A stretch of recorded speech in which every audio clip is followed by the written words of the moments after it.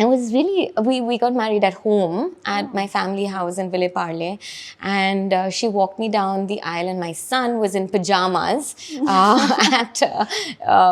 had matching outfits, my son with Vevav's clothes and hers with me, but he decided he's going to be in pajamas, and she of course wanted to do the whole shebang. Yeah, of course. The girl thing. The girl thing. So it was really nice.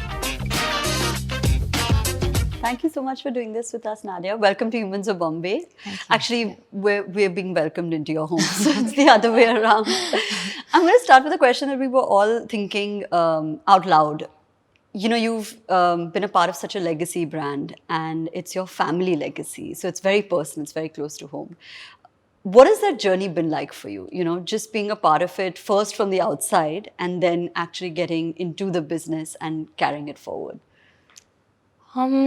And that's actually a hard question because it's been so fluid in its own way. You know, I don't know at what point was I really outside, because as part of a family business, it's always always around. You're always around, and it's always around you as well. Because whether it's at home or even through travels or whatever it is, it's always about that love and passion of what the family has built over the years. I had a special journey in the sense that because I was always in Mumbai, I got to really be a close part of the business from a very, very young age. Right. So, post-school, I would hang around in office. On holidays, I'd hang around in office, always around my dad, always in and out of meetings with him. So it was really special to have that kind of beginning, because you sort of saw really where the business was coming from, and all that we've gone through as a business before actually getting involved a little bit more formally. Right. It's hard even for me to actually say at what point did it become formal. Right. Because it's just been so fluid. But it's been a really exciting journey, and it's been amazing, just building it from strength to strength in partnership with the rest of the family and my father especially. And I feel really lucky to have had this opportunity. Yeah, absolutely. To build one of the largest brands, it's something that's obviously a privilege. Did you always know while you were growing up, when you were a child, that this is what I want to do? I think I went through every phase like a lot of other children do. I see my daughter today from wanting to be, a vet because of my love for animals, to sitting with, books on equine medicine and studying about horses and, all of that. So I went through so many different areas of passion. Everything I did, actually, the one thing about me was that even as a child, everything I tried my hand at, I wanted to make into a business. Right. So if I learned how to make brownies, I wanted to make a brownie business. If I learned how to do tie and dye t-shirts from, my sister's friends, I wanted to make that into a business. And I did. Turn each of those skills into something I turned into, a business of my own. So that was always, and it always watered down to business, ultimately, no matter what the passion was. Yeah, absolutely. Yeah. So, yeah. And did your father recognize that about you? Because you grew up with two sisters. That's right. And usually it's a very typical thing that, the son will take over. Right. And now there are three daughters and such a large legacy brand. How did that kind of pan out, in the family dynamics, in terms of recognition that, okay, she's good at this, or she'll probably do that? How did that work out? As far as the whole gender bit is concerned, I don't think my dad ever gave it, a second thought. He's built this business, someone's going to take it forward. He had three daughters, the three daughters are going to take it forward. That's it. It was as simple as that. And it was... he definitely, being as close as he is to all of us and as observant and, also his own vision, which was so strong, he was able to identify each one's individual strengths. Right. So even as he got us or saw us getting into the business, he really sort of helped us focus on areas that he thought were perhaps our passion areas or our strengths. And as an outcome today, we're, so established in our roles within in the business in terms of what each one handles and how it complements the other, and the fact that together we are stronger, and we're not really competing with each other, but we're all working together for a very solid common goal. Right. And did you feel that need to ever, go out of your way to prove, yourself? Because there's such a, I've asked this question before to a couple of women in business, incidentally, is that have you ever felt the weight of that privilege, right? Because you've come with such a large legacy, you have to obviously deliver. And that can have so much pressure especially because I know you joined the business as early as 18. Right. So how was that? Did you ever feel that feeling within you, that I have to outperform, I have to put in more hours, I have to prove a point effectively? I don't think it was ever to have to prove a point. I think I was very, very focused on just that big dream of, building back the business after having sold some of our flagship brands, and really building back to that level and that scale. So that was really the single-minded focus. It continues to be the single-minded focus. I think my challenge was never as much about being a woman, but perhaps was, stemmed from the fact that I was so young. So the need to, I wouldn't say prove, but the bit that was looked at with a more cynical lens by a lot of people was perhaps the fact that I was so young. But we were also, in 2003 when I did join, we were about 300 crores as a business. We had, primarily one brand, which was Frooti, which contributed to the largest part of our turnover. And so when I did start, it wasn't really starting at the position that I am today. Exactly. It was really, very, very hands-on, doing every little thing, ourselves and with the teams.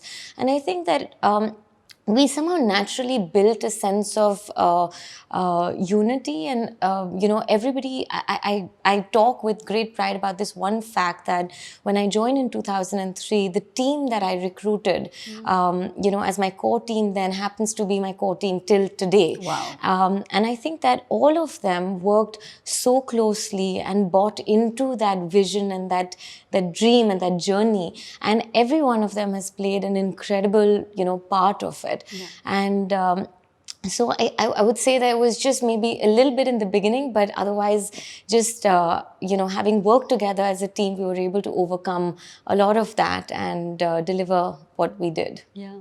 And is it competitive with your sisters? Does it get, not competitive, but how is the dynamic with your sisters? Because you're working together so closely. Right. How does that pan out? We're very close as sisters itself, and today after having, all of us have kids, and, the kids have got us even closer because the cousins are, so close. We all live together in the same building. So even at work, it's, we've got, like I said, very clear defined roles. And all of us meet at work at lunch, including our dad. And so we spend our lunchtime together, maybe talking about problems or, things that we want everyone's opinion on. But the rest of the time, we're very much just doing what we need to do at work. Yeah. It's not competitive. I would say it's very supportive. We're all always there for each other, and we've always got each other's back. Yeah. Yeah. And do you all tend to carry work home because you all live together? You all have grown up with the business, so it's so natural. Like I find myself constantly bringing work home, right? Like I don't see that demarcation when it's your own. Right. Do you guys also kind of do you all eat, breathe, sleep the business? We do eat, breathe, sleep the business, but I think that unlike when we were growing up, I think that when we come home, we really try to, sort of spend all our time with the kids and, support all their extracurriculars and all that they are sort of passionate about. So it's not as much as it used to be when we were growing up, but when needed, or if there is something that's, big that's going on, then of course we are always on. Yeah. But just, it could be via email or WhatsApp, but not necessarily dinner table conversations. Not actively, maybe in the background, passive. That's right. Yeah.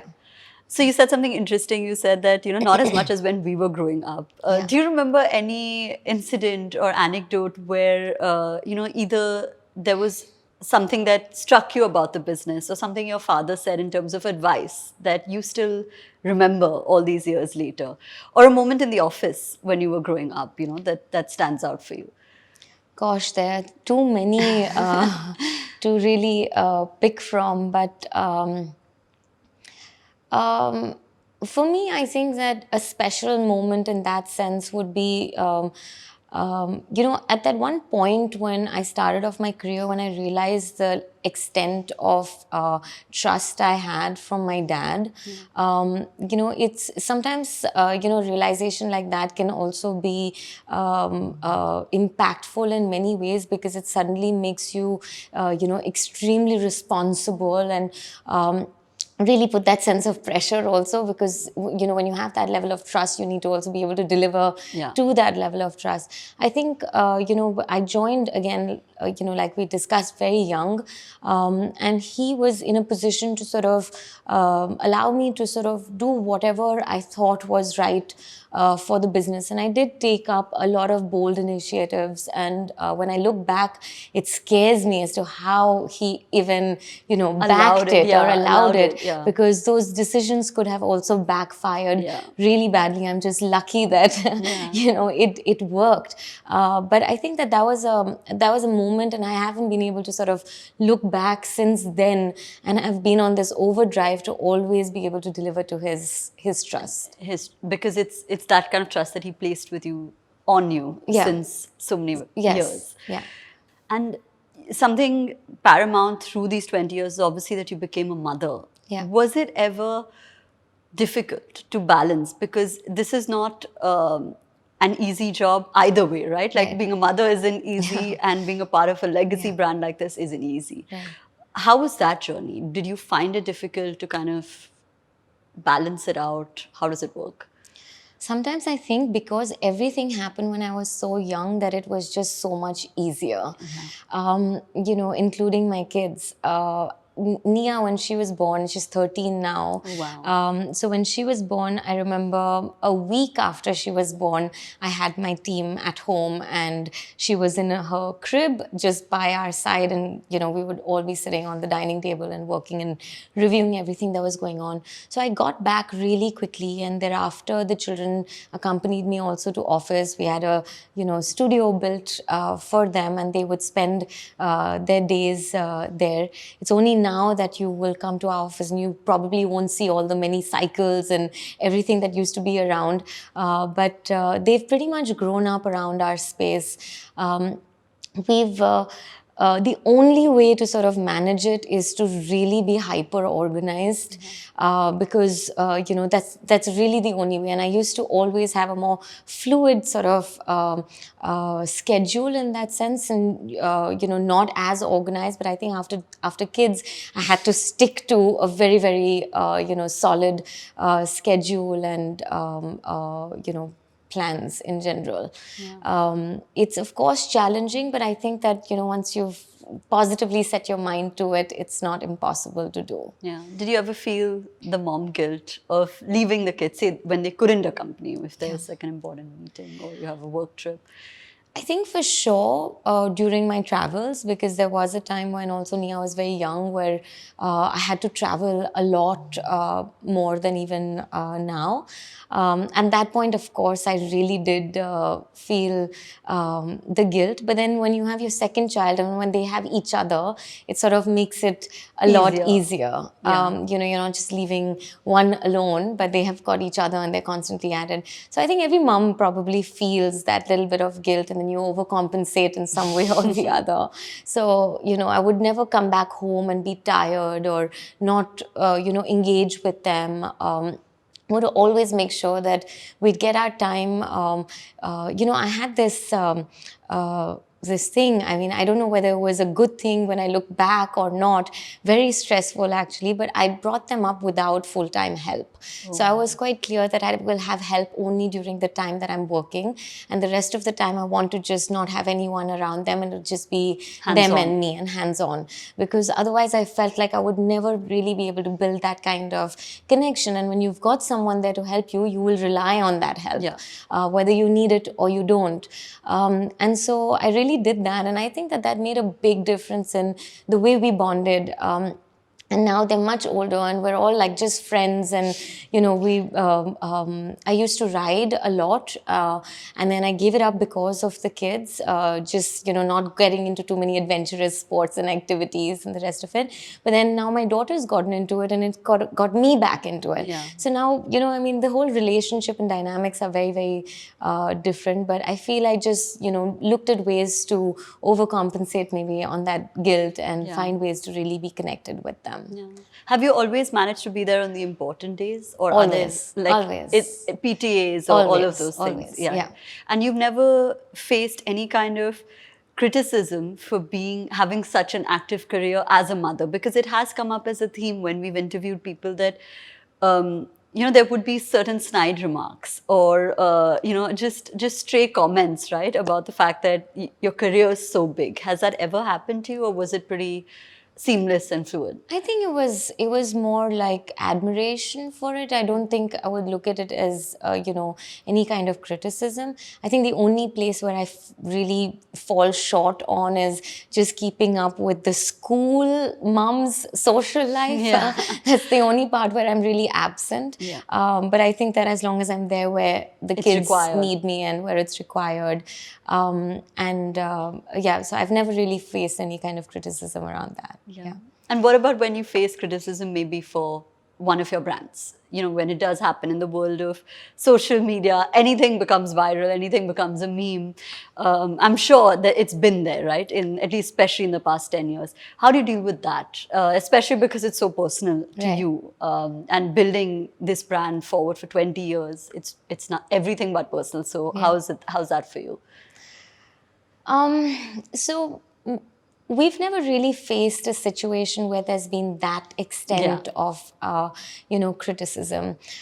Social media has been really fun in the sense that, there are times when you do read a comment or you do read something that you do want to sort of respond to, even as a brand. Or there have been times when we've, identified somebody's address and just sent them lots of, products, irrespective of what they've said. And it kind of turns, people who are negative also into a positive spokesperson for your brand. So we've always had a little bit more of a personal touch on these things, and we monitor it close enough to be able to respond to what needs a response, and otherwise just let things really slide. Be.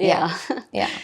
You mentioned that Frooti and Frooti Fizz happened when you actually saw one of your children mix fruity with soda. There's a constant overlap, right, between personal and professional. Walk us through that. How does something like that happen, and how does it become a product, something that you just saw around you? So one of the things of us as a business is that, we're closely knit. Decision making is really rapid. We don't have these huge hierarchies that one has to go through to be able to take certain decisions. So for us, when the kids were fooling around in the lab, and they were with the rest of the team, and there's some work happening in any case around a concept like this because of Appy Fizz. We were looking at other extensions, and someone said that why not with Frooti? If we've taken Appy into Appy Fizz, then why not Frooti? And the kids sort of mixed it together and played with it. Of course, that's not what we eventually launched. It's a far a lot more refined, but it really stemmed from saying, yes, why not? And I think that sometimes it's like, inspiration can kind of pop up anywhere, right? And you have to just keep your mind and eyes and your heart open to it. And sometimes the most obvious things you don't see because you're so close to it.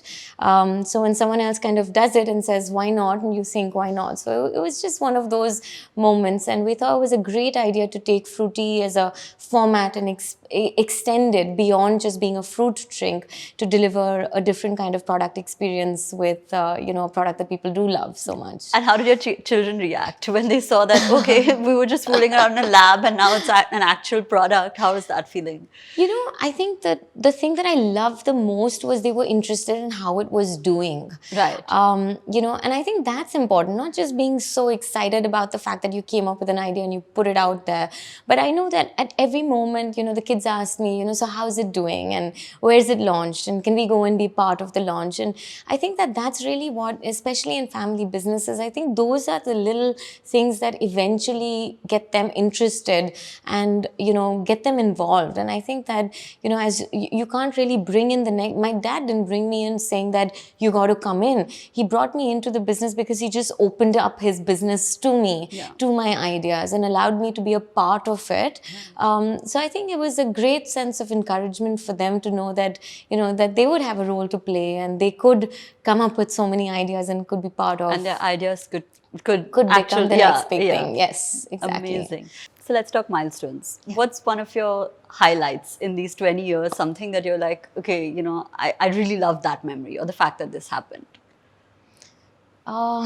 Again, really, really challenging to come up with answers for these kind of questions because, in such a long journey, there's just so many. But if I have to look at just in the recent years, I would say, our launch into the dairy segment, it was, it was a really big dream because we did have a dairy product many, many years ago, which we eventually had to, close down for a whole host of logistics-oriented reasons. But it was a product that people just loved. And, throughout my career, I used to keep thinking, I just hope we can get back into dairy. I hope we can get back into dairy. And as challenging as it seemed, post-pandemic, we actually took the decision during the pandemic. I think it was in June, July of 2020 when we took the call and, soon after we launched. So that was a, really exciting moment to be able to get back into the category and also do it so differently and so well this time. You spoke about a product shutting down, right? How do you deal with a challenge like that? Especially because it's a bitter pill to swallow. You love the brand, but it's not working out. You have to kind of take a tough decision. Right. How did you deal with? I wouldn't call it a setback. I would say perhaps a little detour in the journey with something so close to you. So I have to say I'm, in general, about everything I do, I'm very, very passionate. So that means I'm also quite emotional in that sense. So it's always very, very hard, to take those kind of decisions. But over the years, you sort of learn that you have to be able to, at the right moment, be able to detach because the attachment is what actually drives those brands. The passion, the attachment, the love for it, the desire to see it a certain way and build it into something. That's really what builds brands, in the first place. But then, there comes sometimes in certain brands' journeys where you have to be able to know it's time to detach or to take certain calls. It's very difficult, but the one mantra that if one has to call it that, I have lived by is that with every single time, whether it's a situation like this or many different kind of challenges that you face in business and in general, is that with every challenge comes an opportunity. And if you can really open up your eyes and your mind to say that, okay, fine, this is happening, but what is the opportunity? Right. And really be able to replace that challenge with that opportunity. What does it make space for? What does it make room for? Right. You're able to overcome it a lot easier because then you refocus your energies on achieving, something else. That has been the only way to get through the many challenges over the years, is to just use it as a moment to really find and hunt for, the next big opportunity. Yeah, and like keep it together at that point. Absolutely. Yeah. You posted on Instagram recently, about your mother's challenge with cancer. That couldn't have been like that. Sounds nightmarish. What is it like in moments like these, especially when you have so many different things going on at the same time, and then a personal situation like this arises? How do you kind of deal with it, and how did you deal with it as you as a person, but also as a family? So my mom's cancer came, quite out of the blue. We were actually all on holiday and found out about it only after we came back that she probably had it was stage 4. And I think that the thing about cancer is that it's so much about the mind, because if you win the battle in the head, the chances of winning the battle, in real life is possible. Otherwise, really not. And I think that for me, the whole time was just to really remain calm. I think that, science and medicine and everything has progressed so much that it's no longer the big C that everyone used to, like you feel like it's doom. Yeah. There's no coming back. There's no coming back. And I think that for me, the biggest thing was to just keep my mom's mind on the fact that, look, it's okay. We've got it. We got to, overcome. Fix it. That's it. And we moved really quickly, and, we operated. And then, of course, the journey was much longer after that, because chemo is really the toughest part of having the treatment is the toughest part actually of cancer. And so that was a long journey. It was, of course, very emotional. I think that, it's 100 times harder for her going through it, but then everyone around, the biggest complication is you can never really feel what she's feeling.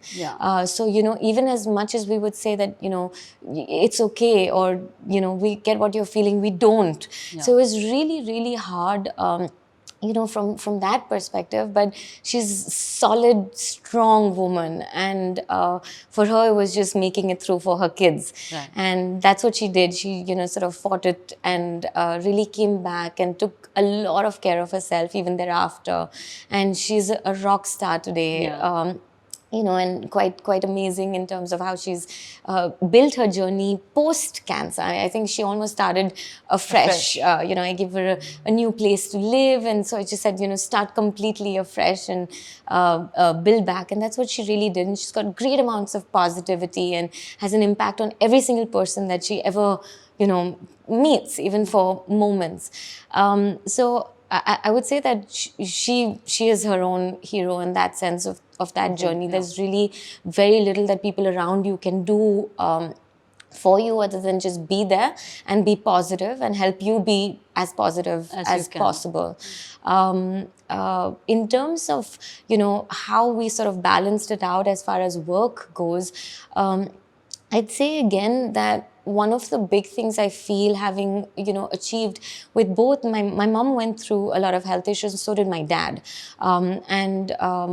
Probably as complicated, but, he had his heart and with his brain and, a whole host of things. And the biggest advantage was that through my journey, I really worked on building the organization, not just holding everything close to me that I will do everything and I will do everything on my own. But I built teams, I built that capability, I built teams that were passionate, some even more passionate, that maybe I get tired, but they will keep pushing. And I think that has been my biggest strength, the fact that I've really built a solid team that could support also me during that time. So it never really impacted the business. We kept going. Maybe meetings happened in hospitals instead of offices, but, things just sort of kept going. Yeah.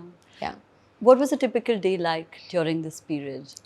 It was very, very strenuous because, the priority was, of course, all the hospital visits and the time with chemo in the hospital and the rest of it. And we divided amongst us, sisters as well in terms of who's going to, do what. And again, bases our key strengths. I was always at the hospital. My other sisters were with her at home, and things like that. So a typical day really was really decided based on her her The need, treatment yeah. and the need.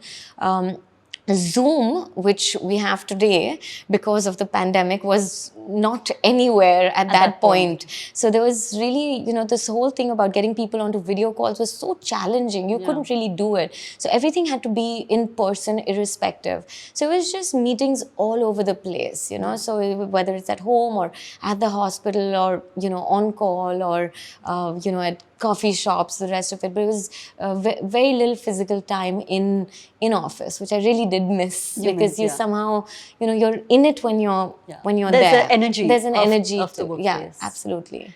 And in terms of milestones, another important milestone is that your 9-year-old daughter walked you down the aisle during your wedding, and that's a happy memory. Walk us through that process. What was it like? How did it play out? So actually, after my first marriage, and my kids are from my first marriage, I decided I would never get married actually again. And eventually when we did decide to tie the knot, it was because of Nia. So it was her idea, and she said that, why don't you guys just get married, because you're living together and we've been together for a while, and the kids, were very attached and everything was all, good. But for me, the whole idea of marriage, once again, was like a big no.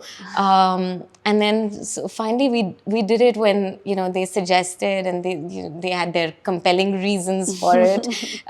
So we decided to sort of go forward. It was really, we got married at home at my family house in Parle, and she walked me down the aisle, and my son was in pajamas. We had matching outfits, my son with Bev's clothes and hers with me, but he decided he's going to be in pajamas, and she of course wanted to do the whole shebang. Yeah, of course. The girl thing. The girl thing. So it was really nice. I mean, for me, it was really for them as well. I mean, for both of us, it was for the children. And so even the ceremony was about them enjoying it, and they designed it and they planned it, and so it's just the family, and so it was just a happy, really happy time. That's it. Yeah. At Humans of Bombay, we love a really good love story. Yeah. So you have to tell us yours. How did it happen? How did you go from I'm never getting married to I'm going to get married and find that love again?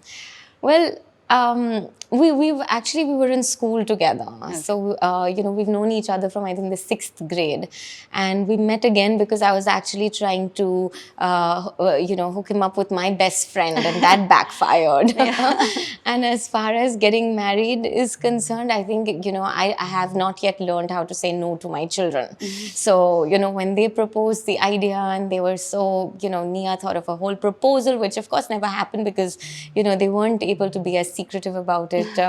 But it was just really, that. I think the kids wanted it to be one unit and one family, and, just be able to put titles to everything. So, yeah. How did you all find your way back to each other after being schoolmates? Like I said, it was me many years later wanting to, matchmake with my best friend, and I was trying to introduce them, but that never worked out, and somehow we connected. Yeah, the best stories happen like that. Fantastic. I have one last question for you before we go into the next segment. Through the years, you've of course received direct mentorship from one of the OGs of the industry, your father. Right. How has your relationship evolved with him from being, not so proactively in the business to obviously leading it? And any piece of advice that he gave you that you could share with our audience that would help them out? So I feel really lucky to have, sort of shadowed him through his, best years at work. I think that the most I've learned is through that journey of shadowing him. Just observing. Just observing him. I think that he always kept me there. That's it, And there was a point when I asked him that, why do you even want me here? I mean, I don't understand anything. And the fact that I was so young and attending all these meetings, But his whole thought process was that even if you pick up just 1% of every, meeting that you're a part of, or every opportunity you get like this, it'll all eventually add up. His advice was always about so much advice. I mean, it's just, really hard again to just pinpoint to one, but he always feels like people complicate things too much. And sometimes you go to him with some of the most complicated issues or situations or whatever it is, and then he'll say it so simply that it sort of, makes you think that, oh God, why didn't you change your perspective or look at it like that, because it is so simple. And I think that would be the most powerful advice actually in anything in life, whether it's in business or family or any situation. If you can actually find a way to simplify, the problem statement and make it smaller in your own head as well, you're able to deal with it more gracefully and really resolve whatever the situation is. Arrive at the solution. Yeah, exactly. Yeah. Okay, Yeah. fantastic. We'll go to the next segment. So we've done a lot of research and we haven't found these things about you on Google. Okay. We'll ask. If you could solve one problem in the world, what would it be? Oh gosh. If I could solve one problem in the world, what would it be? Perhaps gender equality. Yeah. What's your most recent guilty buy, purchase? Oh. My most recent guilty buy, I think I overindulged in a lot of equestrian shopping. Oh, really? And a lot of that comes from abroad. So besides being guilty about buying all of that, I also feel guilty for making one of my friends come back with 2 humongous cartons to the point that he couldn't even fit in his car. He had to send his car with those cartons to me and take a cab back home. So a lot of guilt attached to that. Okay. Your favorite activity to do with your kids? I think with my daughter, with both of them would be to travel. Okay. Yeah, that would be the common one. Yeah. The last book you read? The last book I read was actually Matthew Perry's autobiography. Yeah. What is something that people may be surprised to learn about you? Something nobody knows. That I'm an introvert. Oh, really? Okay. The first thing you do when you wake up in the morning? First thing I do is actually get my cup of coffee and then start waking the kids up. Okay. Yeah. A celebrity crush? Oof. It has to only be Shah Rukh, actually. Yeah. Universal celebrity crush. Yeah. Fantastic. Yeah. We're now going to show you a photo and you have to tell us what was going on at that point in time, like the memory. Yeah. Okay. So this was actually all part of our wedding celebrations, right. And the first event as part of our wedding was a cook-off. So that's actually how our families kind of got together, was because his family lives all over the world, in America and in Dubai and the rest of it. So there wasn't so much time for his extended family and my family to meet. Yeah. And I just didn't want to do like the whole formal setup. And like we said, it was really about the kids enjoying themselves. So we had, there was this beautiful place called Flavor Diaries. Yeah. And we had this whole cook-off between, all the families. It was just an amazing time. Yeah. This is a picture of us one summer in Christmas in London a few years ago, and we were at Buckingham Palace. And it's a funny story because as kids grow up, and especially your daughter, her shoe size was my shoe size, and she decided that her boots were too tight for her, and she took over my boots, left me with absolutely nothing. So we were just there freezing and waiting to get back. Amazing. Yeah. We've come to the last question. Yeah. I have to end with this. A piece of advice on business. There are a lot of young people watching this show on business, things you've learned along the way. Learned along the way, I think that so as far as business goes, I think you need to be really, really passionately involved and have a mindset to, to never give up. one of the things that I think a lot of people miss is really going into the depth of whatever it is that you are doing. And sometimes that is the only thing that kind of sets you back. Not thinking everything through. Sometimes we get so excited and caught up in an idea that we don't necessarily think it through completely, and that's what sort of sets you back. So for me, really the advice is that, okay, if you set your heart onto something, go all in, really, dissect it and understand it completely, and then drive it. Once you've set your mind and decided this is what you're doing, drive it with great amount of passion and never give up. Amazing. Thank you so much for doing this. It's been so lovely chatting with you. Thank you. And good luck with everything. Thank you. Thank you. If you like this episode, don't forget to subscribe to our channel and hit that bell icon. Thank you all for being the best community, and I'll see you soon.